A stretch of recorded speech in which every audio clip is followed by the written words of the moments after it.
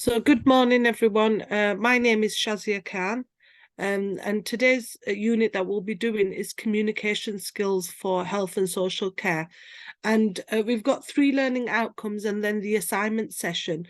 So you're with me today, tomorrow and the day after for the learning outcomes, and next week to finish it off. Today we'll be doing learning outcome 1, which is to know how health and social care organisations communicate. Why is communication so important, Ashu? Why do you think it's so important when we talk about communication?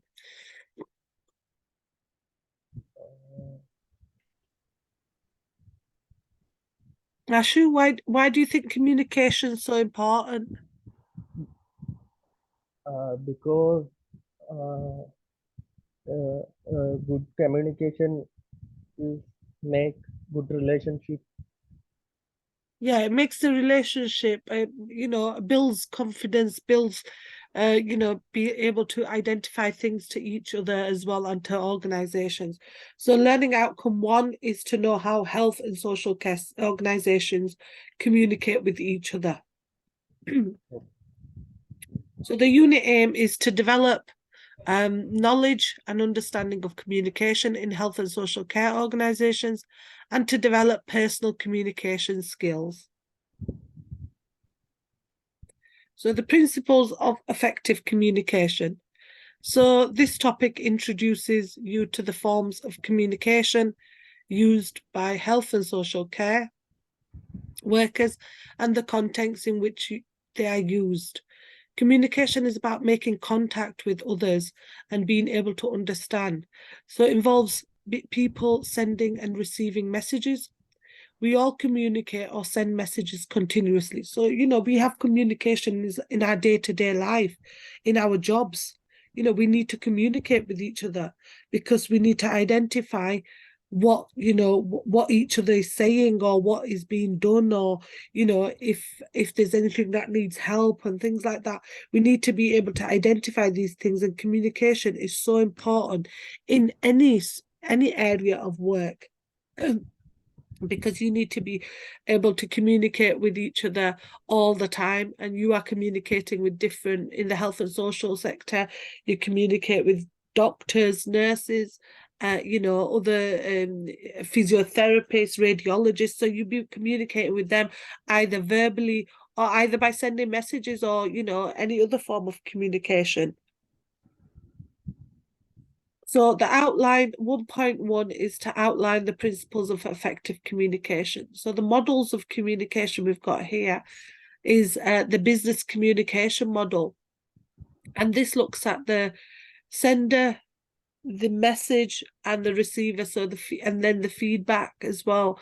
And this is a simple model of business communication, and this is how it works. It'll go to the sender and the receiver, and then the message and the feedback is given. Excuse me. So models of communication. We've got the definition, which is the communication model. The method is to present communication process by figure or by visual method. The nature of the communication model, it is practical or visual in nature. The media for it is that it is communication model uses symbols or pictures to convey the message, because some people understand simple pictures or symbols in a message and are more visual learners. The understanding ability for communication model is that it's easy and comprehensive, comprehensible due to the manner of the presentation. The requirements for communication model is that it requires less explanation as is represented by figures or symbols. And then the complexity for communication model is that it's less complex due to less use of text and more use of pictures or symbols to explain context. And then the time for communication model is less time is required to prepare communication model. And then the effectiveness, which is it's more effective since the presenter can explain to the audience with the use of graphical representation. Now, people some people prefer graphics, pictures, symbols, things like that. Others prefer, in writing. And some people learn from graphics more better than they do in writing or verbally. So we've got the types of models. We've got Aristotle's model, Laswell's model, Warren Weaver's model, Screm's model, Riley's model, Berlow's model, and contemporary model. And we'll be going through each one. Okay, so you've got a better idea. Okay, Ashu, is there any questions you want to ask now, Ashu? Oh, no, please. Okay. So these models are in regards to the identification of communication. So we've got the Aristotle model, which is mainly focused on speaker and speech. Then we've got the, it can be broadly divided into 5 primary elements: speaker, speech, occasion, audience, and effect. And then speaker has the most important role in it and is the only one active. It is the speaker's role to deliver a speech to the audience, and the role of the audience is passive, influenced by the speech. Can you just give me 1 minute? I'm just 1 minute, okay, Ashu? Okay. Just my internet's just going round and round. I don't want it to go off. Just 1 minute. Stay online. Okay.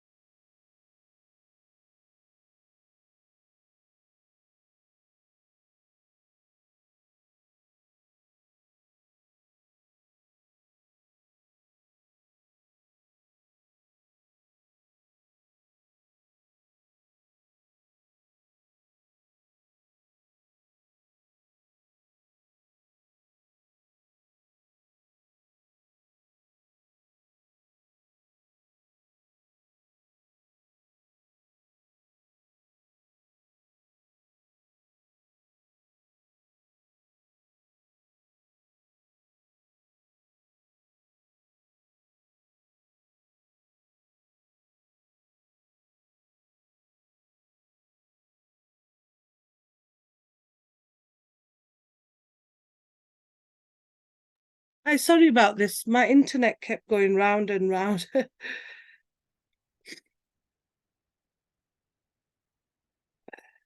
Are you there, Ashu? Yeah. Yes, sir. Yeah. So according to Aristotle's model, the speech must be prepared so that the audience are persuaded or influenced by the speech. The model was highly used to develop public speaking skills and create a propaganda. And also examples are people like, politicians. They need to, why is it important that politicians are able to speak about things? Why do you think it's so important? Because they're giving a speech to the world. So must they be able to talk about these things? Ashu, what do you think? I'm sorry. If the politician or the trainer is able to speak to people, is that a good thing? Yes. Yes, this model, Aristotle model, was more to do with, the politician, the prime minister, anyone speaking to the world and to the public. And this is the speaker, the speech, the audience, and the effect of it. This is Aristotle's model. Then we had Laswell's model. This model is about process of communication and its function to society. It suggests that the message flow in a multicultural society with multiple audiences. The model has 5 components, which is used as an analysis tool for evaluating the communication process and components. The 5 models are control analysis, which helps the sender to have all the power; content analysis, which is associated to stereotyping and representation of different groups politically; media analysis, which represents which medium should be used to exercise the maximum power against the receivers; audience analysis, and this shows who are the target population to be manipulated or brainwashed; and then effect analysis is used to predict the effect of messages over the target population to the exploited. And this is who is the communicator, says what is the message, in which channel is medium, to whom is the receiver, and with what effect, and it's the effect. And this is Laswell's model of communication. In the source is Narulu 2007. Then we've got Warren Weaver's model or linear model of communication. And this is specifically designed to develop the effective communication between the sender and the receiver. Model deals with various concepts like information source, transmitter, noise, channel, message, receiver, channel, information, destination, encode and decode. The sender encodes the message and sends it to the receiver through a technological channel like telephone and telegraph. The sender converts the message into codes understandable to the machine, and the message is sent in codes through a medium. The receiver has to decode the message before understanding it and interpreting it. The channel can have noise, and the receiver might not have the capacity to decode, which might cause problems in communication process. So you've got the information source, the channel, the key features, pros and cons, and the destination, which is the message. Then we've got Berlow's model, and the Berlow's model of communication takes into account the emotional aspect of the message. Berlow's model of communication operates on the SMCR model, which is the S stands for source, and the source might be one person or a group of people of a company. M is the message, which is message is in the information, views of thoughts to be sent by the source. The source must choose the code or language for sending out the information. And then M is the message, which is the message is the information, views of thoughts to be sent by the source. The source must choose the code or language for sending the message. C is for channel. The channel is the methods such as telegraph, newspaper, radio, letter, poster, or other media through which the message will be transmitted. And then R is the receiver, which is the final element in the communication process, and the receiver is the audience of the message. That's the source, the message, the channel, and the receiver.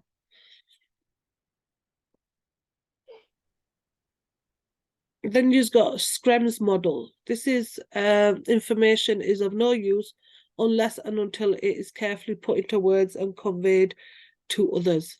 Encoding plays a very important role because it initiates the process of communication by converting the thought into content. When the information reaches the recipient, his prime responsibility is to understand what the speaker intends to convey. The model suggests that encoding and decoding are two of the most important parts of the communication process. So you've got the message there, you've got the encoder, the decoder, interpreter, and the interpreter, decoder, and encoder. So from the source to the destination, that's how the message is portrayed. Riley's model. Riley's model indicates the communicator, which is C in the diagram, emerges as part of a larger pattern, who sends the messages in accordance with the expectations and actions of other persons and groups within the same social structure. It is also true in the case of receiver, which is R, in the communication processes. Both the communicator and receiver are part of an overall social system, and the model clearly illustrates that communication is a two-way thing. So you've got C, which is primary group, larger social structure, and the messages, and then the receiver and the communicator and the messages, so larger social group. So overall, all social system. Contemporary model. The contemporary model is a normal regions of modern day style of communication. It incorporates communicator encoding information, moderate recipient decoding, and suggestions along with sounds. So the communicator encoding, message medium, receiver decoding, and then finally feedback from elements. 1.2. Describe models by and systems used in health and social care organisations. A healthy and effective communication is a two-way process in which the person who listens tries to understand the other person's viewpoint. A good communication involves a process of active listening and checking the understanding. In the context of health and social care, a good communication is really required between the customer and the staff. The staff should have good communication skills in order to develop a good relation with the customer. There are many theories of communication. Out of all Abraham Maslow's theories are applied to health and social sector, it includes the theory of communication, which is a humanistic theory. And this theory explains that all individuals who need care and are loving members of the society and possess a great potential to be good. It is applicable in situations where self-esteem, dignity, and honour of the individual is involved. Now, looking at the health and social care profession, the staff are given training to care for individuals in a humanistic way.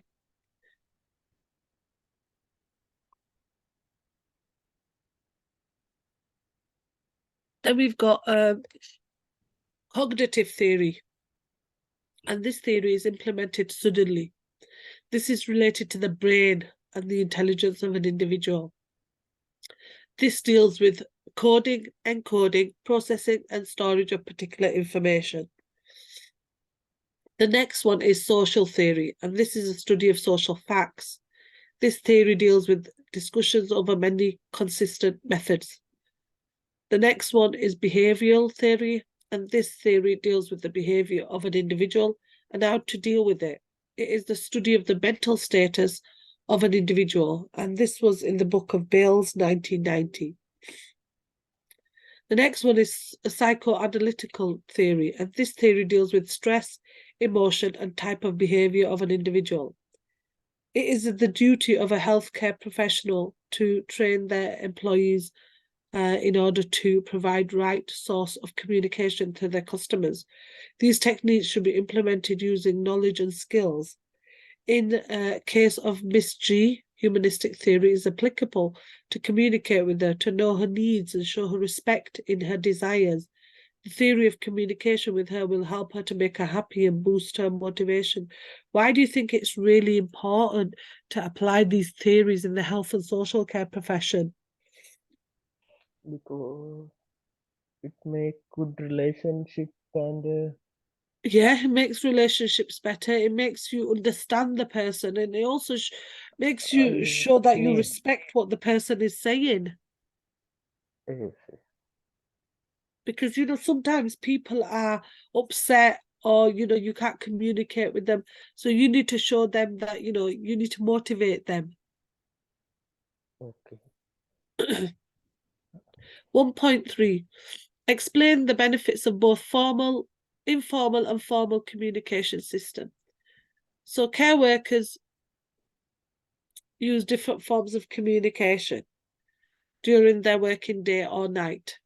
These include the verbal communication skills of talking and listening, and various forms of non-verbal communication, such as touch, eye contact, and facial expression. A care worker has to use both of these forms of communication when they give or receive information about the care that is being provided for an individual, provide emotional support to an individual or member of their family, carry out an assessment on the individual's care needs. Verbal communication. Verbal communication occurs when one person speaks and another person listens. Care workers need a range of verbal communication skills to respond to questions, to find out about the individual's problems or needs. So, you know, what problems they're having, if they've got any pain, anything like that, or what they're going through, or what they need as well. It's important. To contribute to team meetings, to also break bad news. So if there's anything that they need to tell the family members or to the patient, they need to be able to, you know, have the skill of being able to give bad news. They need to provide support to others. They also need to deal with problems and complaints. The communication cycle demonstrates that effective verbal communication is a two-way process. Speaking and listening must occur. Listening is much harder than speaking, and there's more to this skill than just waiting for the other person to stop talking. Non-verbal communication. As well as communicating through speech, people use a variety of forms of non-verbal communication. Some of these are referred to as body language. This is because they involve individuals using their body and appearance to communicate to people in some way or other. For example, a care worker's behaviour, appearance and attitude send messages to people who receive care, as well as colleagues about what they feel and think. So it's really important that, you know, you're able to portray, you know, your body language in a positive manner. Similarly, a person's body language may tell a care worker that they are uncomfortable or experiencing any sort of pain, even when they say, I'm okay. Non-verbal communication is a channel of communication that is always on. Why do you think body language is so important? Because if you're hungry, I can see that. Sorry, what was that? Because if you're hungry or if Yeah, you're sad, I can see your face and your body yeah, language. yeah, that's important, isn't it? Sometimes, you know, body language, you know, if you're sad or you're upset or you're in pain or you're just in that awkward situation, you're able to tell from someone's body language. Forms of non-verbal communication. So non-verbal communication, we've got the first one is facial expression. So what does it involve? Movements of the face that express a person's feeling. And examples of that can be smiling and frowning. Another form of non-verbal communication is touch or contact, and that's physically touching or holding a person. And the examples is holding someone's hand, placing a hand on a person's arm or shoulder to reassure them. Another form of non-verbal communication is gestures. So that's the deliberate movements of hands to express meaning. And example is thumbs up to show that you show agreement or pleasure or you're happy. And then shaking a fist to show anger or aggression. Another non-verbal communication is proximity. And is this the physical closeness between people during interactions? And an example is being physically close to someone may be reassuring and may be seen as accepting the person. On the other hand, it might make the person feel uncomfortable and threatened. People need less personal space when they have a close, trusting relationship. Eye contact, looking at another person directly in the eyes. So your short or broken eye contact can express nervousness, shyness, or mistrust. And the long, unbroken eye contact can express interest, attraction, or hostility. Signs, symbols, and objects of reference. Care organisations sometimes use signs and symbols to communicate with people who use their premises. Signs and symbols are graphical ways of communicating essential information. Using images enables people who cannot speak or understand a spoken language, such as English, to communicate. Objects of reference are items such as toys, clothes, jewellery, or other everyday objects that have a special meaning for somebody. For a child, a cuddly toy may represent comfort and safety. Older person may treasure their photographs because they represent and provide memories of family and friends and relatives. Objects of reference, such as photos or toys, might be used by the teachers to stimulate communication and interaction with individuals with learning disabilities, such as things like autism and ADHD. Technological aids. Technological aids such as electronic communicators, hearing aids, and video phones are designed to help disabled people who have difficulty sending or receiving messages as part of their communication cycle.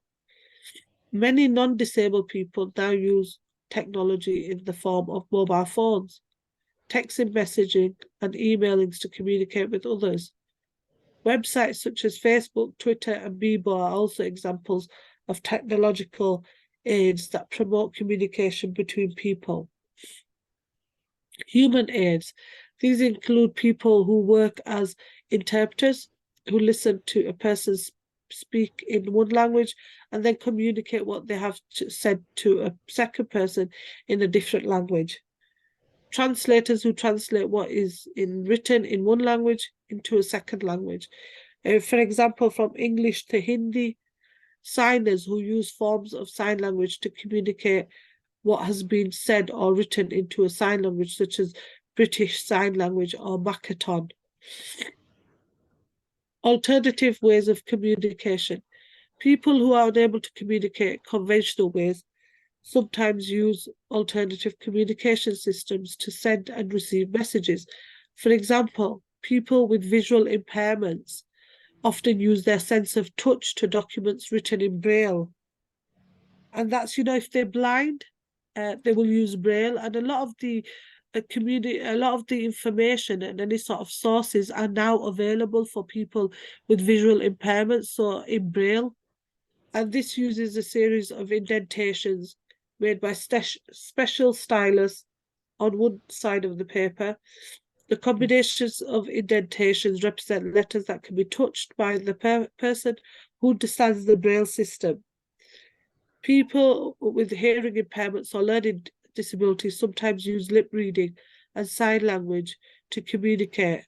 Sign language systems include finger spelling, which is called dactylography, and British Sign Language and Makaton.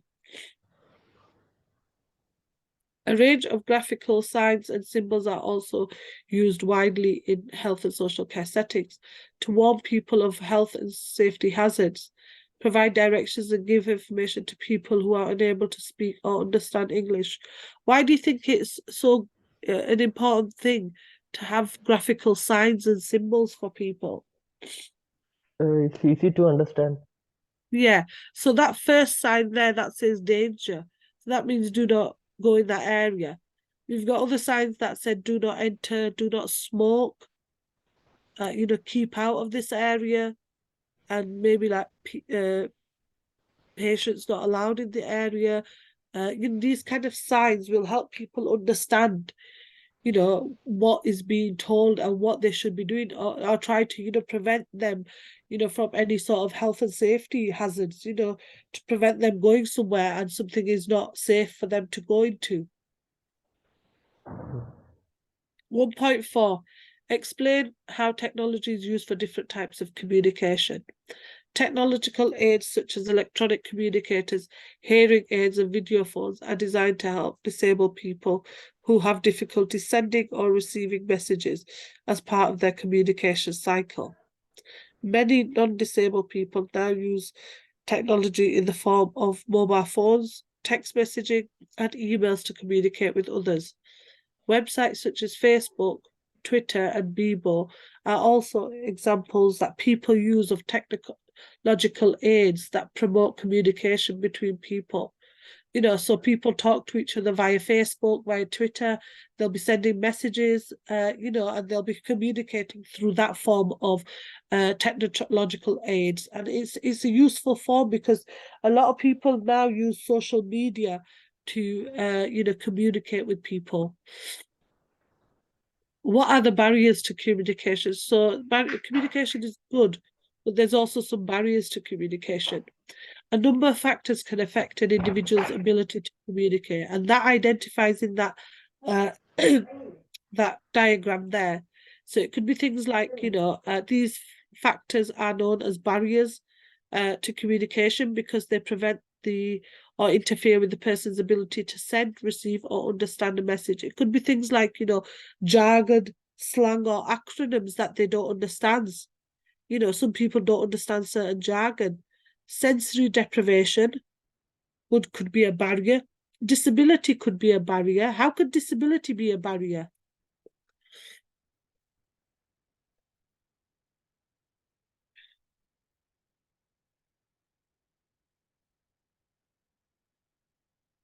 Cultural differences. How is Ashu, how is cultural differences a barrier?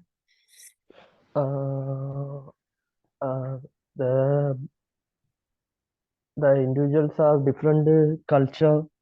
Yeah. It will make It's like some. again, culture links with language barriers. If the person can't understand what you're saying, is really Yeah, important. Environmental problems, health problems, the dialect, and the emotional distress. Now, these are factors that affect communication, so they are barriers to communication. So, sensory deprivation and disability, visual, hearing, and hearing impairment can act as a barrier to effective communication. Care workers should be alert to the additional communication needs of people with sensory impairments and disabilities. Problems with sign or hearing can mean that signs can't be seen, leaflets can't be read, or conversations can't be heard, for example. Conditions such as cerebral palsy, Down syndrome, and autism also tend to limit an individual's ability to communicate verbally and to interpret other people's non-verbal communication. Foreign language and cultural differences. Britain is a multicultural country. Within the mix of different ethnical groups, people speak a range of languages. English may be a second or even third language for some people and may not be spoken or understood by all others. If health and social care organisations only produce and display information in English and care workers only speak English, some people will find it very difficult to find and use the care services they need. Similarly, people from different cultural groups interpret non-behaviour in different ways and may have a different sense of humour. This can lead to messages being misunderstood or making no sense to the person on receiving end. So, some people find that, verbal behaviour, smiling at someone, shaking someone's hand is in some cultures is not good. And in some cultures it's okay. So you need to be able to understand different people's culture and you so that you don't misunderstand what you are doing or also offend the person or make them upset by shaking someone's hand. Like, for example, in the Muslim culture, women don't like to shake hands, so you need to understand everyone's culture because we live in this multilingual multicultural country where there's different languages and different cultures. Dialect. A dialect is a version of a language. People who speak English using a Glaswegian dialect or Liverpoolian dialect will pronounce the same words differently and may use some words that are local and specific to that area where they live. A person who isn't from the same area may not understand a local dialect. Distress and emotional difficulties. Some conditions, such as having a stroke, being depressed, or having other mental health problems, may affect an individual's ability to communicate because they affect the person's ability to send and receive messages effectively. Similarly, when a person is angry, aggressive, or upset, they may find it difficult to communicate, and their own communication may be misunderstood by others. Jargon, slang, and use of acronyms. Jargon is a technical language that is understood by people in a particular industry or area of work. Health and social care workers often use jargon to communicate with each other quickly. Slang is an informal type of language that is used for a particular group of people. Teenagers sometimes communicate with each other using forms of slang which their parents and teachers don't understand. Acronyms are the initial letters of the words in a phrase. For example, if you are saying HIV for human immunodeficiency virus, you would say as HIV. The jargon, slang, and acronyms have one thing in common. They are forms of language that only make sense to people with specialist knowledge. A person who doesn't have the specialist knowledge won't understand a message that includes jargon, slang, or acronyms. Health issues. So these are barriers to communication that we're going through, okay? Health issues. So illness and injuries can cause people to withdraw and feel they don't wish to see others to talk about how they are. And medication and operations may also affect an individual's ability to speak, concentrate, or use non-verbal methods of communication. Environmental problems. A physical environment that is noisy, uncomfortable, has poor lighting, or that lacks privacy reduces people's ability to communicate effectively with each other. Noisy environments affect our ability to listen and concentrate, and poor lighting can affect our ability to notice non-verbal communication and could reduce a hearing impaired person's ability to lip read. Environments that are too hot or cold cause discomfort. Environments that lack privacy discourage people from expressing their feelings and problems. 1M1, propose solutions to the barriers effective communication in health and social care.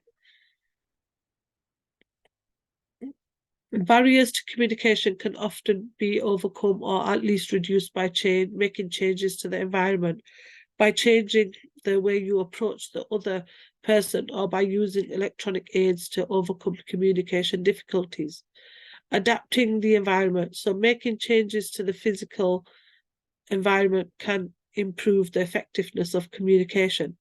Environmental changes might include replacing poor lighting with brighter lighting, soundproofing rooms, reducing background noise, or creating quiet areas away from noisy activity, putting up multilingual posters and displaying signs clearly, fitting electronic devices such as induction loops systems to help those with hearing difficulties. Care workers can make the best of the care environment by making sure they can be seen clearly by the person they are communicating with. So, someone who's communicating with you need to be able to, be able to understand what they are saying and able to, see them clearly. Facing both the light and the person at the same time. They should make sure their mouth is visible when speaking. So if anyone has problems, they're able to lip read what is being said. Minimizing background noise, using eyes, facial expression, and gestures to communicate where necessary and appropriate. Understanding language needs and preferences. Special interest groups work on behalf of people who have sensory impairment or whose disabilities cause communication problems. These groups provide information and services that are designed to raise awareness and help people who suffer sensory deprivation to overcome the barriers to communication they face.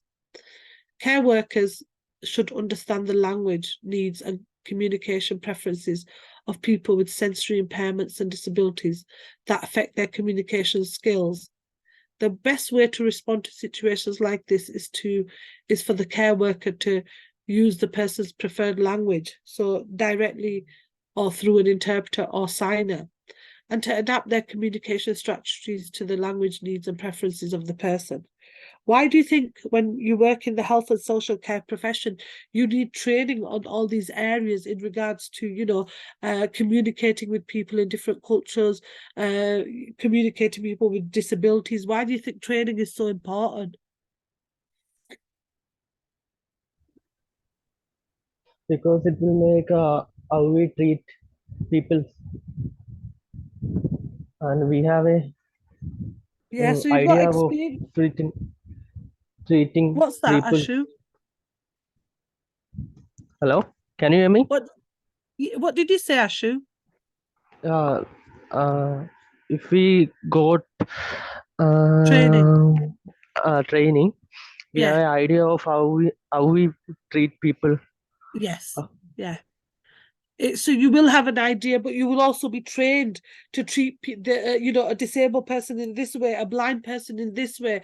Nobody should be treated differently. So that's why this training is so important, because you need to know how you would understand the needs of individuals and communicate with them if they have disabilities or any other impairments.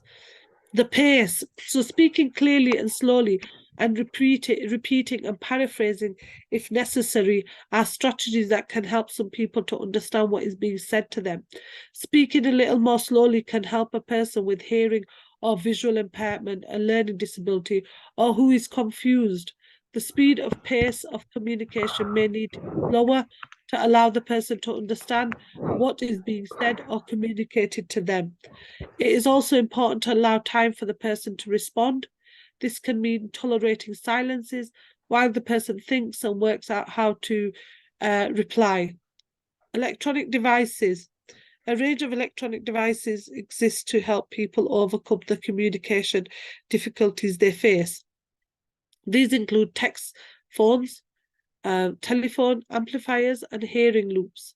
Electronic devices can be used to send and receive messages. It is also very important to give the person, when using a communication device, enough time to use it. So when you are communicating with them, they're able to use it, able to understand certain ways to use it, and also able to guide themselves when using it. Electronic devices is ways of communicating, ways of overcoming barriers to communication. Again, reduce outside noise, and this is for electronic devices. Speak clearly and slowly, use interpreters, provide induction loops, improve the lighting, adapt to the person's needs, display clear signs, and listen carefully.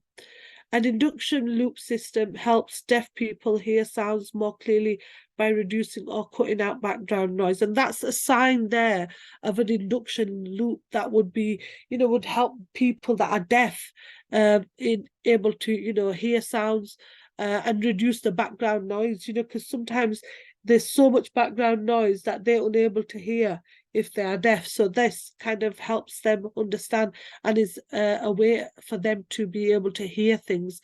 And it is one of the signs that displayed in a lot of places in health and social care professions. 1D1, evaluate how different uses of technology can enhance or detract from good communication in health and social care organizations. Here you have to talk about the use of technology. So social media, emails, web pages, webinars, presentation, software, PowerPoint presentations, prezzies. These are all new things that people are using within the social media, and the use of using this for the use of technology. So these are some of the references used in today's session. So analysis of social networking by Jyoti, Kim ST, communication research about the internet, Narula U, 2007, communication models, Stern B, a revised communication model for advertising, Van Ruler, the communication grid, an introduction of a model of 4 communication strategies, and Varner, the theoretical foundation of intercultural business communications. Now, these are references that you could use when doing your assignment or anything like that, okay? Additional sources are available on Moodle for you. So there's additional resources that you can go onto Moodle for any sort of additional reading or anything. And also this session has been recorded for you as well. So we finished learning outcome 1 today. Thank you for your patience, Ashu, and thank you for attending the session. Have you got any questions before we finish? No. Are you sure? Yeah. So we've got learning outcome tomorrow, okay, Ashu, at 10 o'clock. Okay. So make sure you come to learning outcome 2 tomorrow, and then Sunday we've got learning outcome 3.